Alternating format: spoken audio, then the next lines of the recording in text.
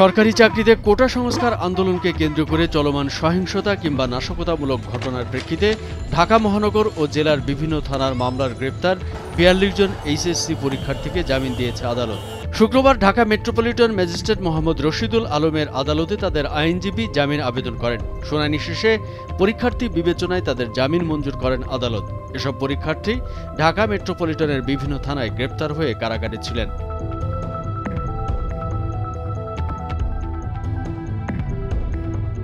Dhaka metropolitan পুলিশের যুগ্ম commissioner Anisur Rahman এই তথ্য নিশ্চিত করেন। এর আগে বৃহস্পতিবার রাতে সাম্প্রতিক সহিংস ঘটনায় আটক হওয়াদের মধ্যে যদি কেউ চলমান এইচএসসি পরীক্ষার্থী থাকে, তারা পরীক্ষার প্রবেশপত্র ও প্রাসঙ্গিক কাগজপত্র সহ জামিন আবেদন করলে তাদের জামিনে মুক্তিতে সরকার আইনি সহায়তা দেবে বলে জানায় স্বরাষ্ট্র মন্ত্রণালয়।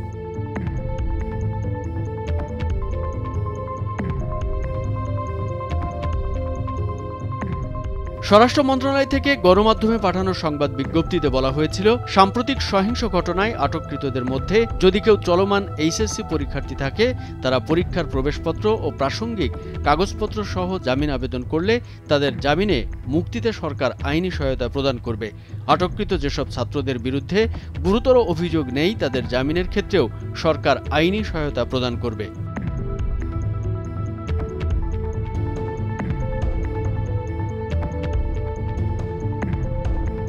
জামিন পাওয়া শিক্ষার্থীদের আইনজীবী সাইদুল ইসলাম মোবাইল ফোনে নিশ্চিত করেন, কোটা সংস্কারের দাবিতে আন্দোলন ঘিরে সহিংসতার ঘটনায় রাজধানীর বিভিন্ন থানায় দায়ের করা অন্তত ৩৩টি মামলায় সম্প্রতি গ্রেপ্তার হয়ে ৪২ জন উচ্চ মাধ্যমিকের পরীক্ষার্থী কারাগারে আছে।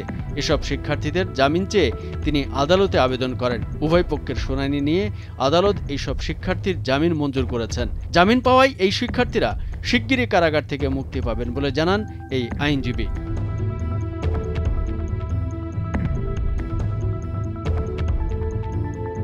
এদিকে রাজধানী জুড়ে টানা বৃষ্টিতেও থেমে নেই বিক্ষোভকারীরা। শুক্রবার সকাল থেকেই রাজধানীর একাধিক স্থানে শিক্ষার্থী, শিক্ষক, অভিভাবক, শিল্পী, চিকিৎসক ও নানা পেশার মানুষরা বিক্ষোভ ও প্রতিবাদ কর্মসূচিতে অংশ নিয়ে গণমিছিল সহ বিভিন্ন প্রতিবাদ কর্মসূচি পালন করেছেন। কোটা আন্দোলনকারী শিক্ষার্থীদের হত্যার বিচারের দাবিতে স্লোগানে স্লোগানে উত্তাল হয়ে উঠেছে রাজধানী।